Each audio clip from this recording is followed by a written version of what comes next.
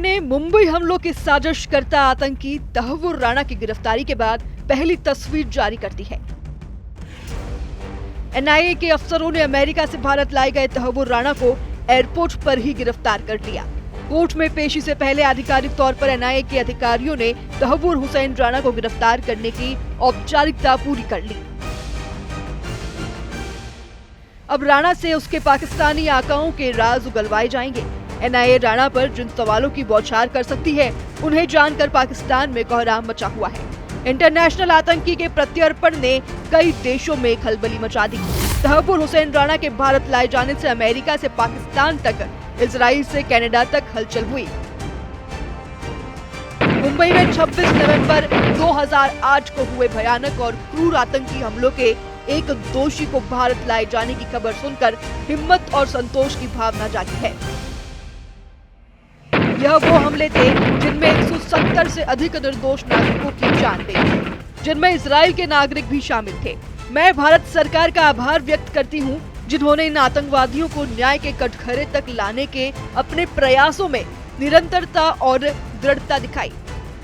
अमेरिकी सेना के विशेष विमान से भारत की धरती पर पहुंचने तक तहव्वुर हुसैन राणा की दुखदुखी बढ़ी रही। राणा का खौफ उसके चेहरे से बयां होता रहा। उसकी आंखों में मौत तैरती दिखी, मगर आतंकी सरगना को सबसे ज्यादा डर जिससे लग रहा है, वो नाम ऐसा है जिसके बारे में बहुत कम लोग जानते हैं। तहव्वुर हुसैन राणा को क्या सबसे ज्यादा अजीत डोभाल से डर है? क्या राणा भारतीय सुरक्षा एजेंसियों के तेज तर्रार एजेंट से खौफजदा है? क्या राणा को दिल्ली पुलिस और तिहाड़ जेल का खौफ खाए जा रहा है? क्या मुंबई के आर्थर रोड जेल की अंडर सेल की डरावनी कहानी राणा की खून सुखा रही है? या फिर राणा एनआईए चीफ सदानंद दाते से सामना करने से थर्रा रहा है? एनआईए प्रमुख सदानंद दाते का नाम सुनकर राणा की रूह कांप जा रही है। तहव्वुर आखिर सदानंद दाते से आंखें मिलाने से क्यों कतरा रहा है? एनआईए चीफ का राणा से पुराना हिसाब क्या है? जानेंगे सब कुछ तफसील से, मगर पहले वो जानिए जिसे पूरा देश जानना चाहता है। पाकिस्तान के पालतू आतंकी को सबसे पहले मुंबई हमले और भारत के खिलाफ रची गई आतंकी साजिश का सच उगलना होगा। एनआईए राणा पर जिन सवालों की बौछार करेगी, वो जलते अंगारे की तरह होगी। चलिए आपको बताते हैं एनआईए इंट्रोगेशन में राणा से क्या पूछा जाएगा। 26 नवंबर 2008 के दौरान तुम्हारी लोकेशन कहाँ थी?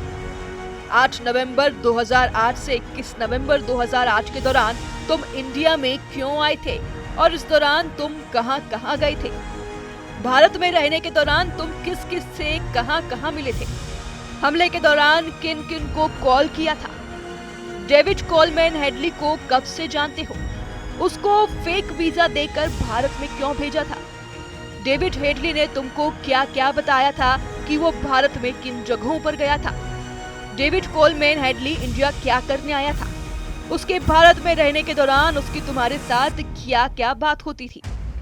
मुंबई अटैक में तुम्हारी और हेडली की भूमिका क्या थी?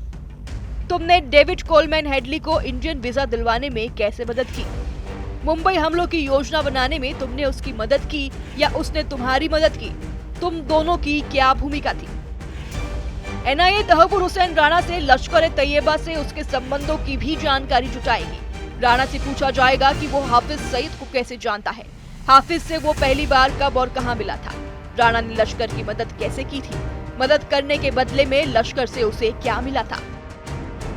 लश्कर पर राणा से जिन सवालों को पूछा जाएगा उसमें हाफिज सईद के अलावा और कितने लोगों को वो जानता है, आखिरकार उनसे कब बात हुई है, लश्कर में कुल कितने आतंकी हैं, टेरर संगठन का स्ट्रक्चर कैसा है, रिक्रूटमेंट कैसे होती है, कौन करता है, जैसे सवाल भी दागे जा सकते हैं। लश्कर की फंडिंग कहां से आती है, कौन कौन लोग सबसे ज्यादा फंड रेंजिंग करते हैं, इसका राज भी राणा खोल सकता है।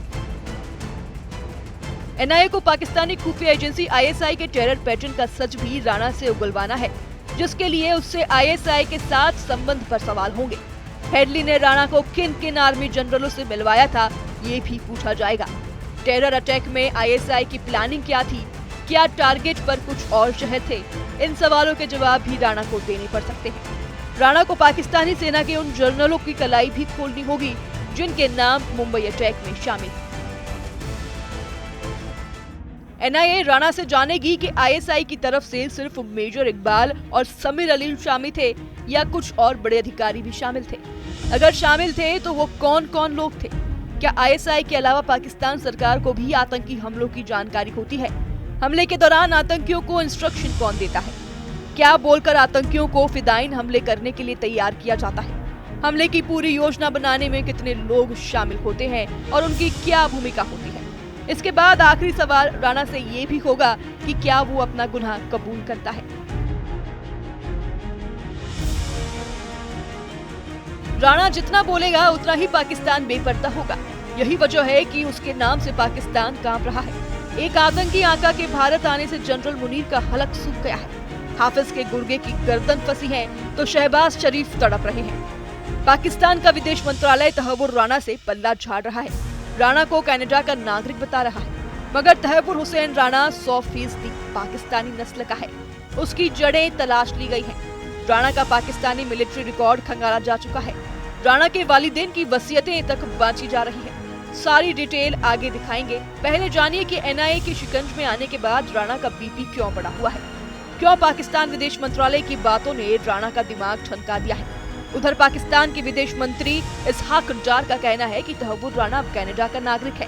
हमारे रिकॉर्ड बताते हैं कि उसने पिछले 20 सालों में पाकिस्तान से जुड़े अपने दस्तावेजों को रिन्यू कराने के लिए भी कोई कदम नहीं उठाया।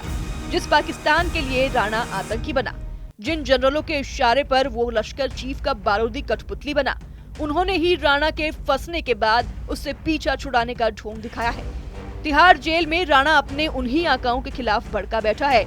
मुमकिन है अब तहव्वुर हुसैन राणा एनआईए के सभी सवालों का सही जवाब भी देता जाएगा, लेकिन राणा ने अगर होशियारी दिखाई तो उसे लाइन पर लाएंगे सदानंद दाते। एनआईए चीफ सदानंद दाते को राणा से 26/11 का पर्सनल हिसाब बाकी है। 26 नवंबर 2008 के हमले में सदानंद दाते ने आतंकियों से लोहा लिया था।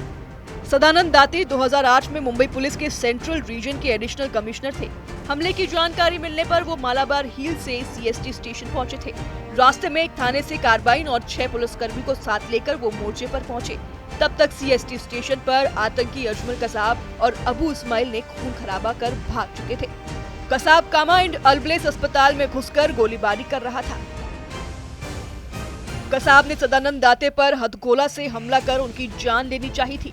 हथगोले के धमाके से सदानंद दाते घायल हो गए थे, लेकिन घायल होकर भी वो आतंकियों से 40 मिनट तक लोहा लेते रहे।